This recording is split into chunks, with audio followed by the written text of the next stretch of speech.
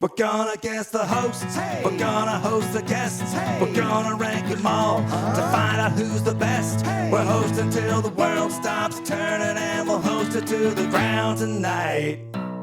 It's episode 22 of Guest Host Raw, the series where I look at every episode of the guest host era of Monday Night Raw. And folks, this week's edition is a doozy and a half. It comes to us from the Giant Center in Hershey, Pennsylvania on November 23rd, 2009. It's the day after the Survivor Series pay-per-view, which all in all, not a bad show. And if you want to hear more about my thoughts about that, I posted a Survivor Series 09 classic pay-per-view review exclusively on the Patreon page just before putting out this edition of Guest Host Raw. So if you want access to that review plus a whole lot of other exclusive perks, go to patreon.com/wrestlingwithregret. But this is a special edition of Raw because it's a rare, at least for the time it was, a rare 3-hour extravaganza because this is Thanksgiving week. So if this edition of Guest Host Raw feels a little bit long to you, looking at that time code, this is why, because it's 3 hours instead of 2. But this week's guest is the former governor of Minnesota and of course a WWE Hall of Famer, Jesse the Body / the Mind / the Governor Ventura is here. And of course, anytime Jesse involves himself with WWE during this time, especially after his legal history with Vince McMahon and the WWF, it's always a wild sight to see, and of course this is no different. But we begin with Justin Roberts introducing. He's going to introduce Jesse to come out here. He's the host of his new show, Conspiracy Theory. Everyone welcome Jesse Ventura. Oh, psych, it's actually Randy Orton's music playing. He, of course, took a big loss in that Survivor Series matchup, losing to Kofi Kingston. So he's in the ring and he's got a microphone and he says, I know the routine here is usually for the guest host to come out and then is interrupted. Well, I don't care. That's right, he's going to do the inverse this week. He says that he knows that Jesse Ventura is going to make a big announcement about the WWE title tonight, but he also knows what his father had told him about Jesse, how he's a revolutionary, he's a free spirit, man, he's a rebel, a radical, somebody who isn't afraid to speak his own mind and to break the rules.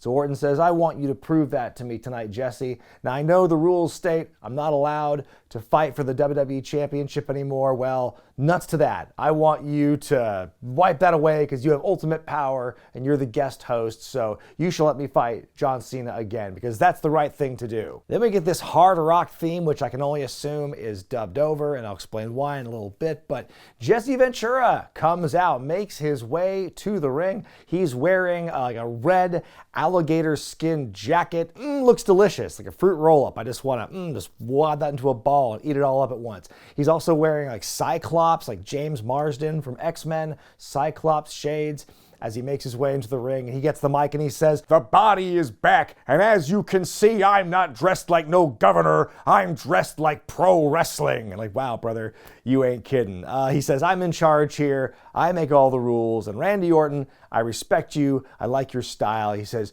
you remind me a little bit of a young version of me.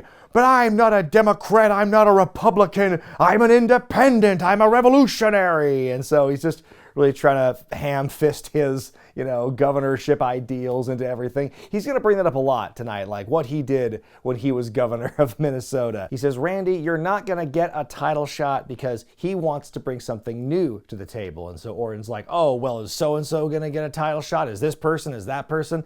And Jesse's like, no, Randy, no, none of these people are going to get a title shot. Here's the deal. We're going to do a series of qualifying matches featuring people who have never been world champion before, and they're going to qualify for a breakthrough battle royal at the end of the night, and the winner of that match will be the #1 contender. So Jesse's laying down the law. Randy says that he's making a big mistake, and Jesse's like, I've made plenty of mistakes before. You can't govern without making mistakes, but you know what? What I say goes. And he pulls out a couple of cards from his jacket and it's like, here's some more shit that I've announced. And so he reads off the card and says, they're going to have John Cena and CM Punk fighting for the first time. They've never fought before. And then we're going to have D-Generation X versus the Hart Dynasty. They've never fought before. And so he reiterates what he says goes, And the first qualifying match starts right now. And then we hear the music of Kobe Johnston's Kingston, the man of the hour as of last night at Survivor Series.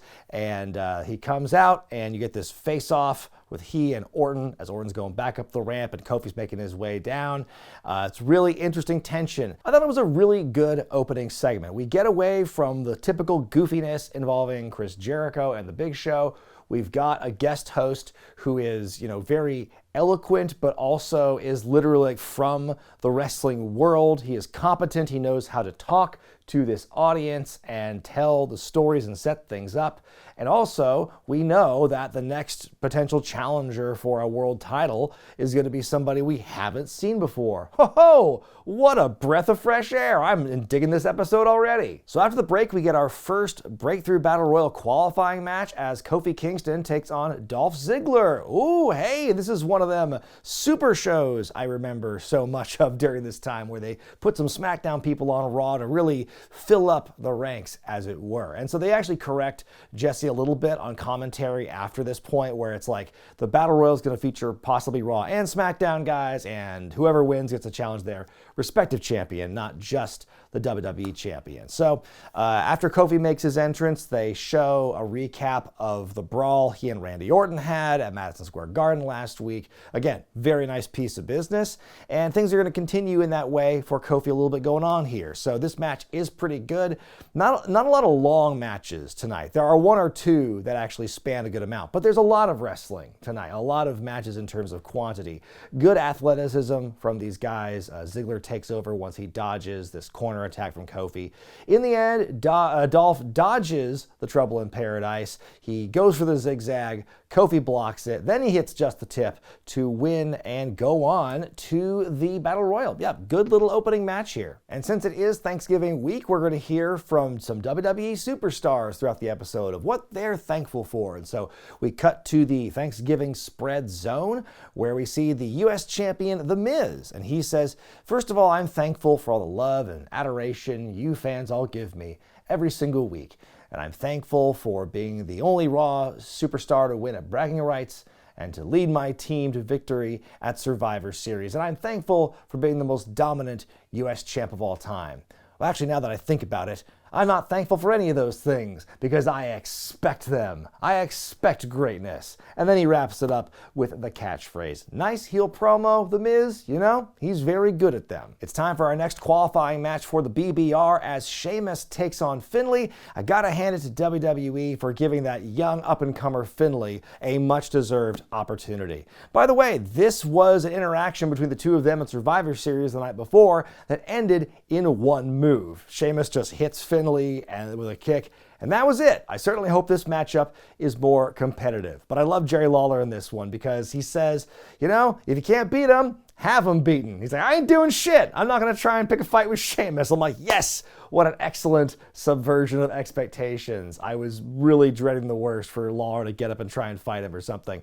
And boy, these guys are hitting each other hard, just like you would expect. A couple of brawling brutes, as it were. I'm actually kind of surprised they don't mention that Sheamus concussed the referee during that matchup. Go check out my review for more on that. Sheamus picks Finlay up. He drops him with that running Razor's Edge, the Celtic Cross. Sheamus wins. Well, gosh dang, that was easily Sheamus's most competitive match so far since coming up to the main roster. Bless Finlay for getting a couple of shots in. But you know what? After the bell, it's not over. Sheamus still puts the hurting on Finlay. He bro kicks him over the barricade. Man, he's a bad man. We're back in the Thanksgiving zone. SmackDown General Manager Teddy Long is about to explain what he's thankful for when suddenly he's cut off by Vicky Guerrero seated next to Eric Escobar. Oh God, I thought that he was gone by now. I'm kind of surprised he's still here. As far as I'm concerned, I think he's just scamming them for paychecks at this point. But she says, you should be thankful that Mr. McMahon appointed me as your consultant.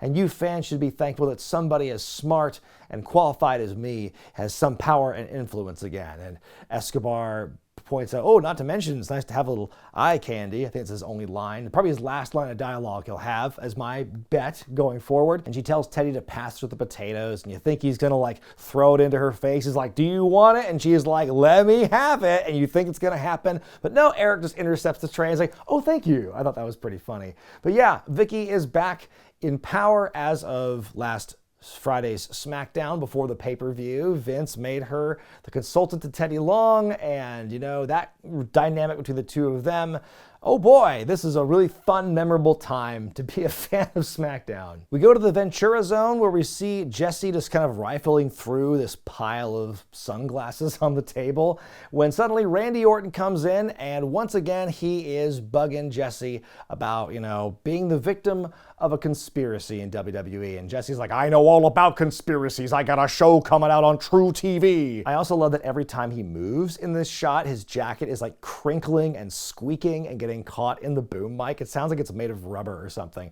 And he says, knowing who is running this company and everything that's gone on here, I'm not surprised. There probably are conspiracies. You probably are the victim of a conspiracy, Randy, but I can't make an exception for you. I can't go back on my word. He says revolution is all about newness, and he can't go back on what he said. So he's just, again, being really firm. Randy, I'm not going to give you a chance.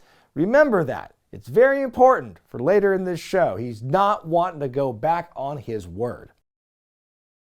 For the first time ever, and certainly not the last, John Cena takes on Charles Montgomery Punk in a non-title affair, but you've got Punk making his way out first, the SmackDown star cutting a promo explaining what he's thankful for. He's thankful that he is straight edge, and then he makes a nice timely Thanksgiving reference, and he's lumping gluttony into drug and alcohol use, just eating food in general, because he talks about the people who are going to eat at Thanksgiving, and they're going to be so full, and they're going to take a pill or drink a medicine so they can feel better. And then what are they going to do afterward? They're going to eat dessert. And he says, so this Thanksgiving, you have a choice. You can be me, or you can go on being your fat, gluttonous, drug-consuming selves.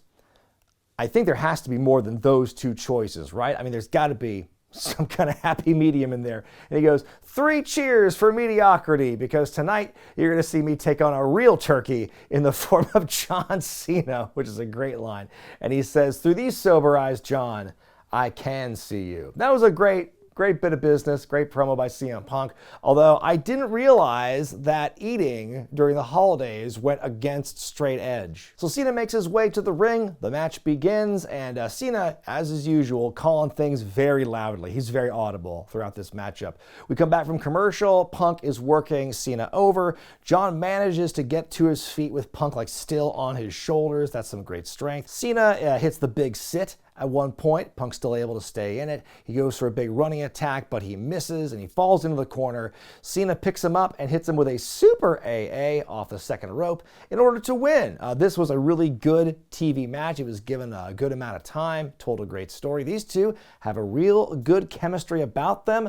I would say keep an eye on these two, because I think as a rivalry, it's going places. So how do we help fill up this 3-hour show? Let's give you a brief recap of what happened in the first hour, just in case you forgot there was an early start time this week. We go back to the Jesse zone. We see Mr. McMahon enter, and they shake hands and everything. And Vince is starting to talk to Jesse, and like in the middle of it, I swear I hear somebody opening a can of soda or something. Let me just say the same thing to you I said to Roddy Piper. No. So Vince says, if you're going to do what Piper did last week and challenge me to a match, the answer is no, I'm retired. And Jesse's like, why would I stoop so low as to challenge you to a match, Vince? I'm going to hit you where it hurts, not physically, but mentally. Jesse's like, this is a throwback night, a time to celebrate the past. I'm like, wait a minute, I thought we were here to celebrate newness. This is like a revolution. I'm not sure you can pull both of those cards in the same hand.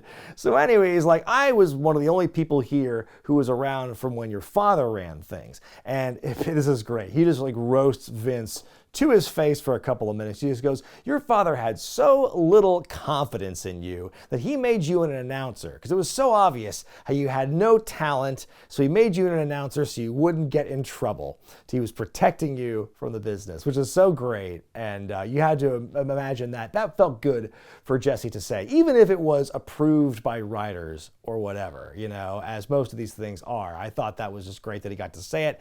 So he's like, we're going to go back to the days of old. Saturday night's main event. You and me, Vince, we're going to go out there and we're going to call the action like in the old days. And so he pulls out a tuxedo and a little red bow tie and he hands it to Vince. That was a great bit. Jesse just got to talk mad shit to Vince to his face and say, we're doing this thing, you know, of the days of old. I thought that was great. I'm sure there's a lot of people watching this who are getting really excited. I love that this is essentially the main event hook for the show. We're bringing the band back together almost 20 years after the fact.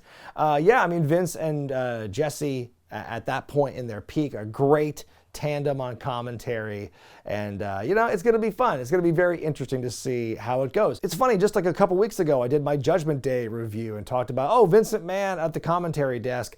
I miss when he's able to slip in to some of the old stuff. Well, God, he's going to get to do it tonight. Coming up next, a 6-man tag team match where the winning team gets to go on to the Breakthrough Battle Royal. It's going to be MVP, Mark Henry, and R-Truth taking on Chris Masters, Chavo Guerrero, and Jack Swagger. Golly gee, I wonder which team is going to win this one. Also, man, how far has Jack Swagger fallen, you know, when he's paired up with these guys? Like, the writing's very much on the wall where Swagger's going, it seems. The heels do a little blind tag work early on, so MVP starts taking some heat.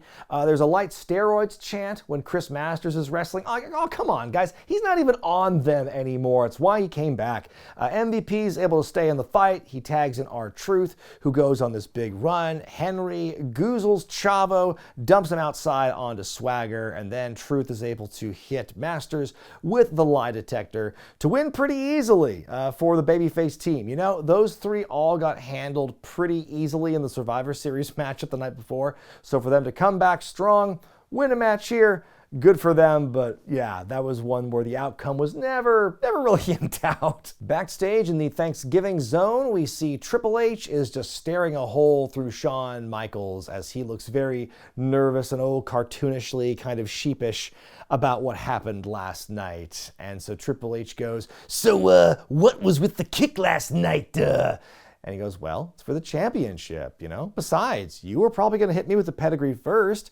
And Triple H is like, shut up, no I wasn't, but why'd you kick me 3 times then? And then Shawn's like, you know I have the dodgy eye, right? Like, how is it they never talked about this at all until this very moment, almost 24 hours later? Like, y'all, don't you like talk to each other after the match or anything? So anyway, they're talking, all of a sudden you hear this ahem, and they look, they don't see anyone. They hear another ahem, and they look down, and the camera pans to Short Sleeve Samson from Midget Wrestling Warriors. So he hands them a subpoena, and he walks off. They read the note, and it turns out Hornswoggle is now suing DX. And they say they're taking him to Little People's Court next week. And then Triple H says, that's awfully short notice. And they say, puts a little damper on Thanksgiving. And then at the end, Triple H, before they fade to black, he says, little ingrate.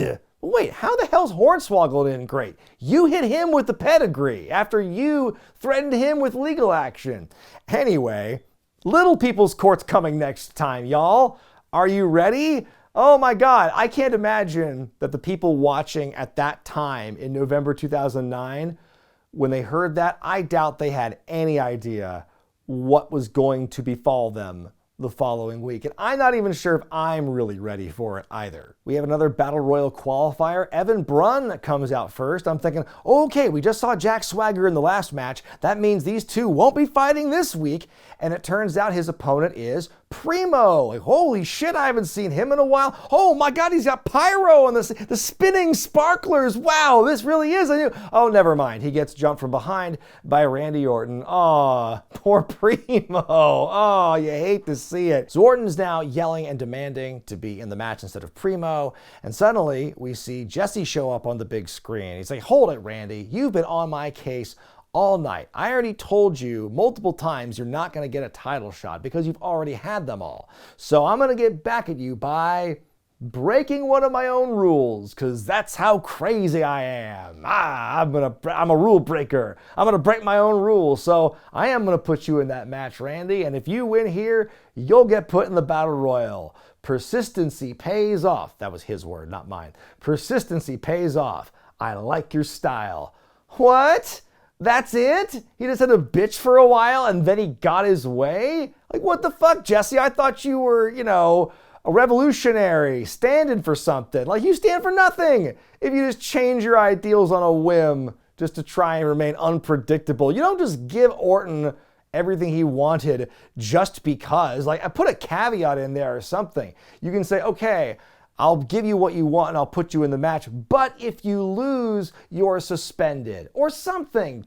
Make it actually seem like, oh, Orton's in a little bit of fucking peril here. So we get Bourne versus Orton. It doesn't go very long. Evan does get a couple offensive moves in. He even does a big Meteora move, but he goes for a springboard and Orton just catches him with a nice looking power slam and hits him with the RKO. Bing, bang, boom. Orton wins and advances to the Battle Royal. So not only does the host violate their own logic for no reason, we also get a Randy Orton-Evan Bourne match that doesn't even feature that RKO. Bullshit. They show a little video package, like a compilation of all these different commentary stand-ups that Vince McMahon and Jesse Ventura had over the years on Main Event and whatnot. And boy, just the way it cuts back and forth, all the different wild looks for Jesse is so entertaining, so hilarious. And my favorite part is, in one of them, you can actually see him wearing a shirt promoting Abraxas. Okay, coming up next, this is an absolute fever dream of a segment. I cannot believe this thing got okayed and greenlit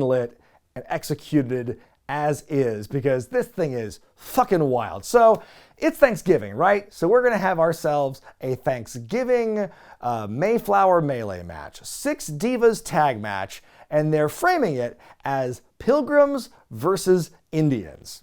Okay, that's the first kind of thing that makes you go, interesting. So then we get the Pilgrims coming out. It's the heels. It's Michelle McCool, Layla, and Jillian Hall. And they're not even dressed like sexy Pilgrims, like not what you would think a Divas match involving Pilgrims versus Indians would be. So they come out just in full, looking like Pilgrims or whatever. They come out to a rendition of Simple Gifts. It's this quiet little, "'Tis the gift to be simple, 'tis the gift to be free." And it's just so quiet. It's so dead. The visual of these pilgrims smiling into the cameras, they're farming and shit.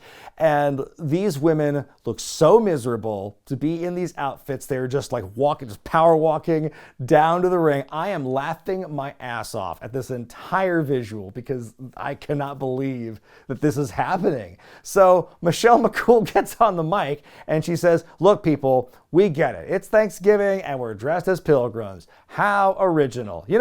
We've been involved in some pretty stupid things here in the past, but thanks to Jesse Ventura, this might be the stupidest of them all." Tell it, sister. God, that's so true. So suddenly, it's time for them to bring out the guest timekeeper in this, the Gobbledygooker. Oh my God, it gets better. And so the Gobbledygooker comes out and doing a little dance, making their way to the ring. After the commercial, they show the recap of Survivor Series 1990, where the Gooker debuts, pops out of the egg, does the dance with Mean Gene Okerlund, and goes down in infamy as one of the worst ideas of all time, the namesake of WrestleCrap.com's year-end award. So anyway, it's time to bring out the Indians in 2009. So first of all, they play Tatanka's theme to get you going. The first visual on the Titantron is the weeping Indian from the anti-littering PSA.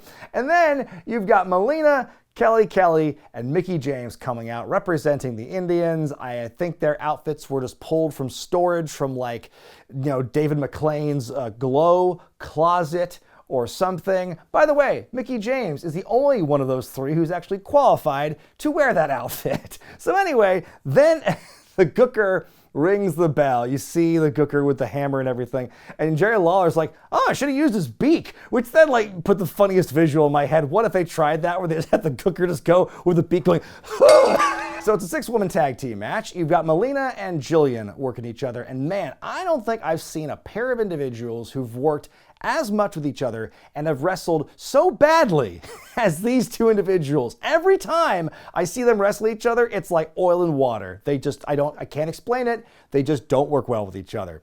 Anyway, Lawler does point out partway through the match, it's not exactly politically correct to call them Indians anymore, but hey, it's the story of Thanksgiving. So Lay Cool they abandoned Jillian for some reason. They leave her high and dry.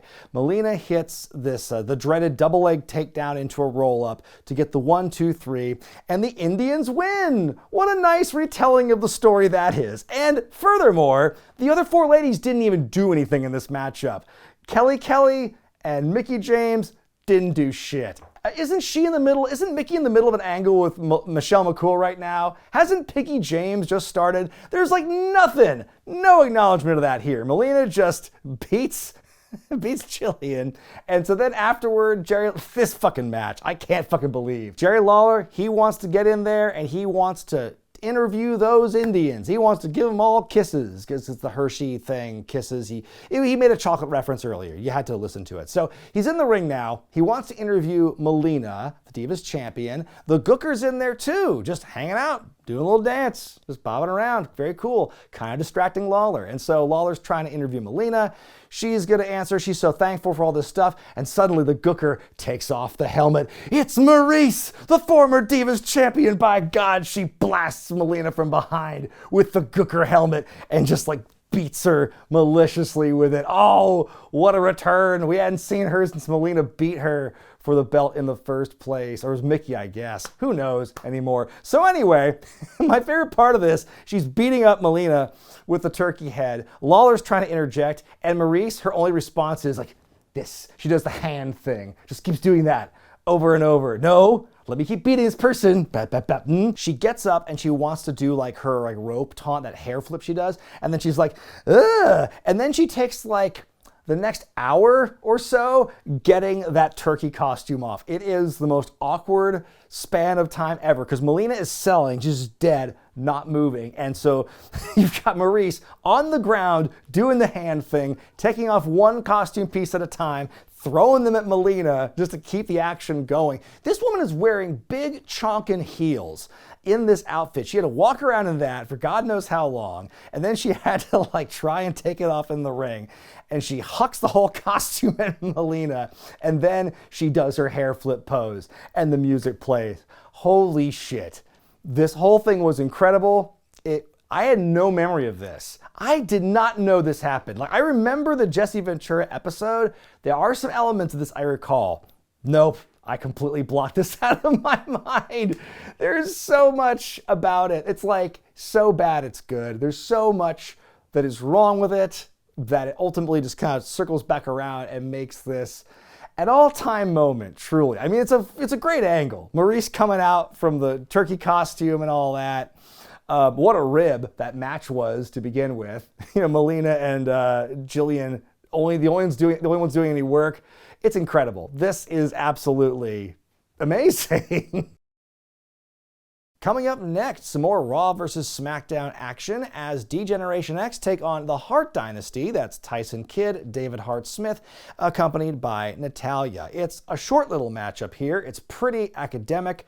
Shawn Michaels takes a lot of the heat in this one. Natalya, she's very good at ringside just yelling things like, David, pin him! Tyson, pin him. In the end, the finish is pretty neat. Like, they're setting up for the heart attack move, but Shawn kicks D.H. Smith with sweet chin music. He drops Triple H in time for him to kick Tyson Kidd midair and hit the pedigree. So, pretty open and shut case. Pretty easy night for Triple H. He just had to show up for the hot tag and the finish. And then after they're done celebrating, Chris Jericho comes out wearing his suit and holding his 2 belts. And he says, congratulations on your win, DX. You know, he looks like you're on a real big roll right now, and you're going to need it because I was just informed by Jesse Ventura that in 3 weeks' time at TLC, you're going to be challenging us for the Unified Tag Team titles. He says the Big Show is away. He's on a personal vacation day. But then Triple H cuts him off and he says, no, Chris, hey, we know about the tag title match already, and we know the truth. We know that Big Show's over at the chocolate factory. He's eating so much they can't get him out of the door they brought him in. Jericho says, this is serious business. And Shawn says, you're right, Chris, it is. Because what Jesse didn't tell you about that tag title match is, that show's going to have tables matches and ladder matches and chair matches. But our tag title match, Chris, is going to be a TLC match. Well, why would Jesse tell DX that, but not Chris Jericho? That seems very weird to set the champions up like that. So Shawn wants to catchphrase us out of here, but Jericho, he's very angry now. He cuts them off and says, no, this is not about jokes or, hawking merchandise or any of that stuff. This is about the tag championships. And as good as you two are, you've never been tag team champions together. You've never been champions, and you never will be. So he kind of takes that and runs off like, yeah. So that's kind of how the segment ends. It doesn't end with DX getting the last word, which kind of surprised me there. But I think it's, finally, just this felt like a matter of course. I felt like we've been heading toward this direction forever now. DX versus Jericho. They've already had it multiple times on television. So now it's just, let's get to the end already. After the break, we hear Rey Mysterio's music playing, but it's that bad man Batista. Turns out Dave beat the bejesus out of Rey the previous night at Survivor Series, so he's doing a little bit of light trolling for the audience here. But he comes out to silence after the music eventually stops. But he gets the mic and he says Rey Mysterio is going to be spending his Thanksgiving in a hospital bed, and he has nobody to blame for it but himself. And there's a bit of a light "you can't wrestle" chant as Dave continues to, put all the blame on Rey for stabbing him in the back. And that's what drove Batista to do what he did. Rey embarrassed me. He humiliated me. Nobody does that. And so that's why I powerbombed him, into oblivion, essentially, the night before. So he puts everybody on notice and he says, as far as that battle royal goes, if, it better not be a SmackDown guy winning it because The Undertaker's mine. You better hope and pray it's a Raw guy who wins it. But wait, Dave, have you forgotten about this non-threatening entity? It's Kane, also from SmackDown. He makes his way to the ring and he stands across from Batista and he says, what exactly constitutes disrespecting you? And suddenly I hear someone in the crowd just yell, stop smoking! All right? And he goes, does interrupting you as you stand in this ring making empty threats, does that embarrass you?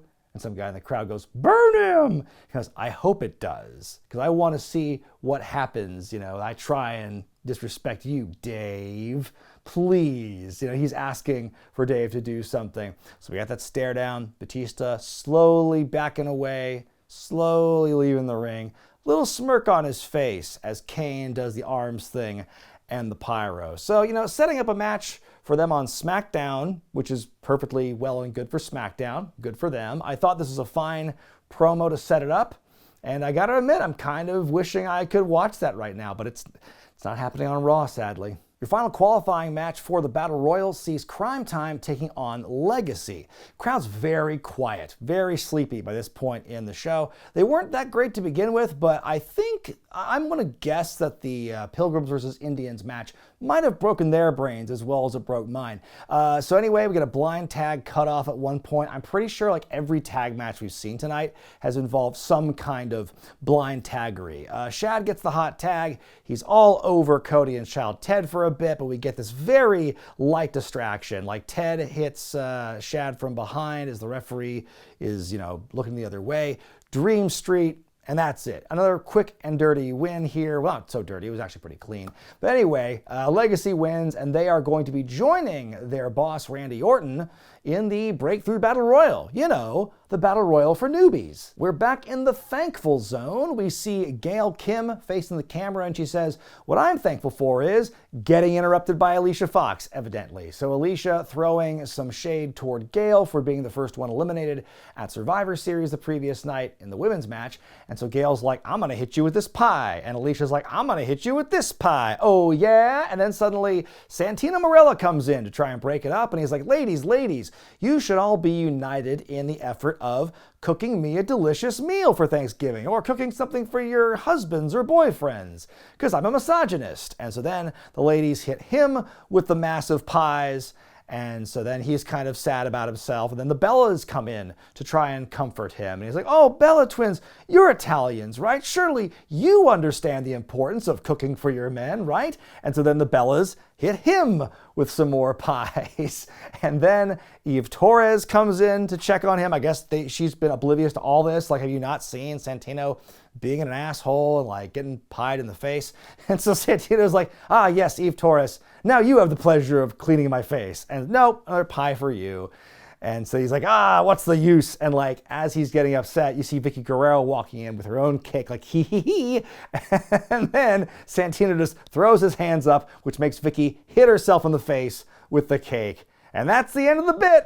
Waka waka. We don't get a full-fledged Thanksgiving food fight. Maybe they do that on the SmackDown. They wouldn't though, because it's Friday, it's the day after. So they probably don't. So this is the closest thing we have to a Thanksgiving food fight. Sometimes people get hitting in the face with pies and cakes is funny. And yeah, this one did get a laugh out of me, especially just the symbolism of Gail Kim getting immediately interrupted at the beginning. Time for your main event, the Breakthrough Battle Royal, where the winner gets a shot at either the WWE or the World Heavyweight Championship. But first, here is our guest color commentator, the Hall of Famer Jesse Ventura, wearing a different loud jacket as he makes his way to the ring. And he says, I'm turning back the clock, back to introduce my old partner from the World Then Wrestling Federation. There's a few times where Jesse really wants to say the WWF and the World Wrestling Federation, but he keeps catching himself. And this is one of those times. So he brings out Vince McMahon, who in the original broadcast does come out to Obsession, which was the song they used for Saturday night's main event for a long time. In this version I watched, it's dubbed, which makes me think that Jesse's theme throughout the night was also dubbed. I can't remember what it was, but if anyone remembers, let me know. So he comes out to Obsession, he's got the tux and the bow tie, and he's got the power walk and everything. It's funny to see him with that look. I thought the really cherry on top would have been if there was like a WWE patch. You know, if I'm being honest, he looks a little like Bob Backlund with this getup. And as we're going to commercial, he keeps saying, this is a rotten idea. But then we come back from break, and it's so fun to hear Vince like directing traffic again on commentary, like him telling the story and explaining the rules and like putting all these wrestlers over in ways he hasn't been able to in forever, because he's always been this other character, is, dare I say, kind of refreshing. Like he and Jesse, it's like riding a bike. Their chemistry is so funny in this one. Vince going back to being kind of the neutral, like fuddy-duddy is so funny, where Jesse's like, you've broken every rule in the book, McMahon. Oh, I have no idea what you're talking about. I have never broken a rule in my life. It's like, oh, come on. This is like old 80s Vince over again. And even like the excitement in his voice when some big spots happen, like when Mark Henry clotheslines Legacy over the top, he's like, all right, yeah. Like he gets it. He gets the excitement a little bit, you know? It's great to hear this stuff back. And even for Jesse going, shut up, McMahon, every once in a while, like they hit those points. This was entertaining. Ultimately, we're down to Randy Orton, Sheamus, and Kofi Kingston, who Vince says, oh boy, this young man has so much promise. Oh, famous last words. I can just hear them aging as they leave my mouth.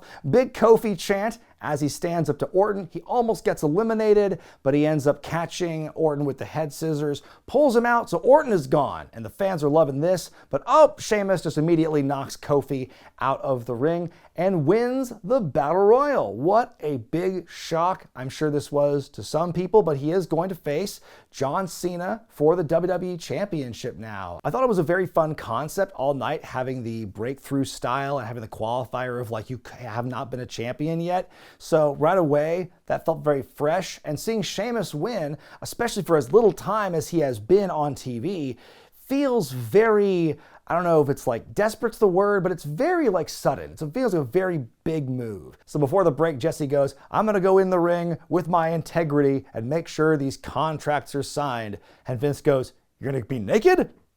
He's like, there's like a pause. Jesse doesn't react to that. He goes, oh, well, you said with your integrity, but never mind. And then he tosses to break. What is Vince McMahon on? What are these random lines he's saying? The microphone, Dick's thing last episode. Now he's confusing integrity with coming out naked. I don't know what he meant by that. But we go to commercial and we come back. We find out Vern Troyer is going to be the guest host next week.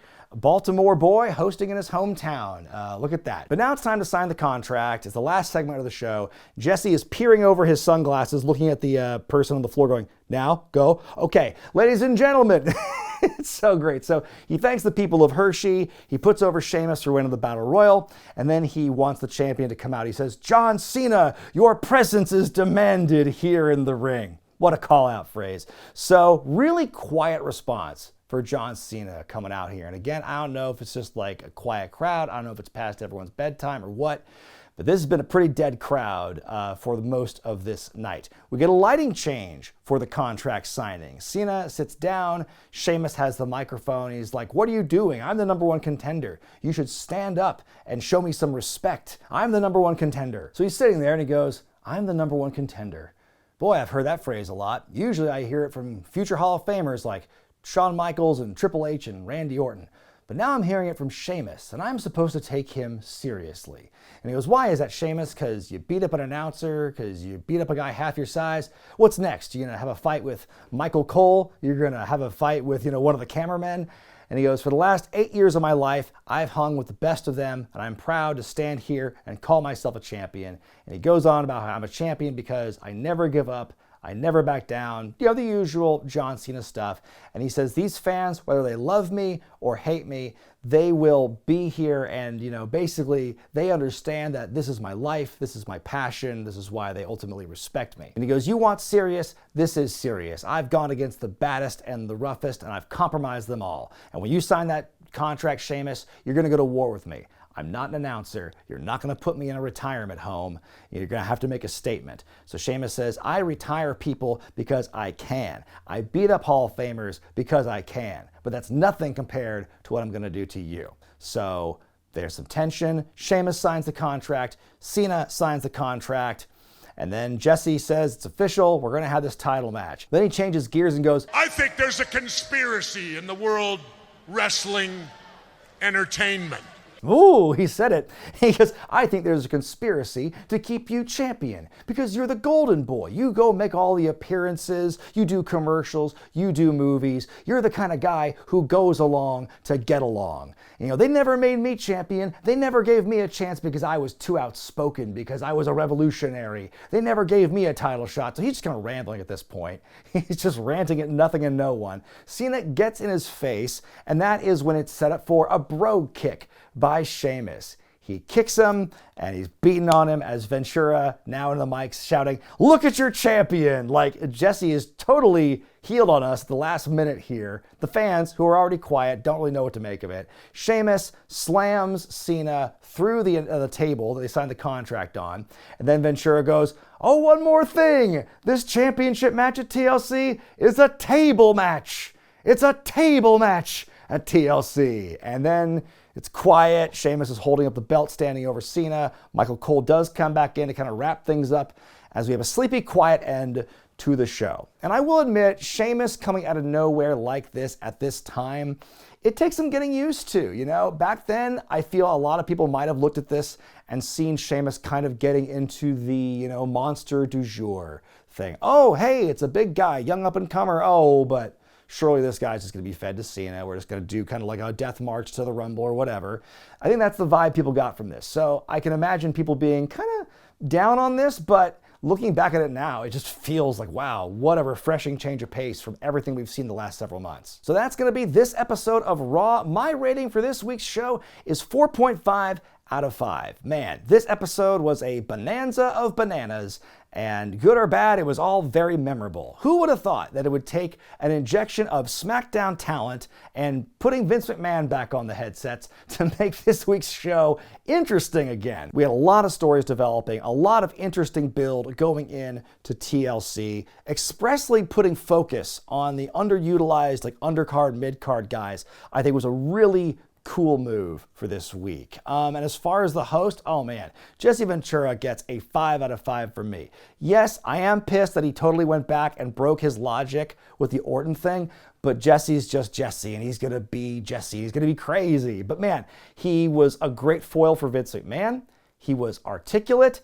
He more or less knew what he was talking about, even if he couldn't get the branding of the company name right all the way. But besides the Orton thing, again, I thought he was awesome. He presided over a very good episode of Raw. And folks, with that, we are making history here on Guest Host Raw. For the first time in many, many weeks, there is a shakeup at the top. That's right, folks. The mind, the body, the governor, the Jesse. He is now the new #1 ranked guest host of all time, 22 weeks in on this fabulous journey of guest host Raw. But what did you think of this episode, and how about this review? Let me know in the comment section below. Next time here, we are going to be in Baltimore for Mini-Me himself. Vern Troyer is going to be the guest host, and how are they going to follow up from a show like this? God only knows. But until then, be sure to give the video a thumbs up if you like it. Subscribe to Wrestling with Regret. Hit the bell icon for all the notifications. I'm Brian Zane, and I'll see you next time right here on Guest Host Raw.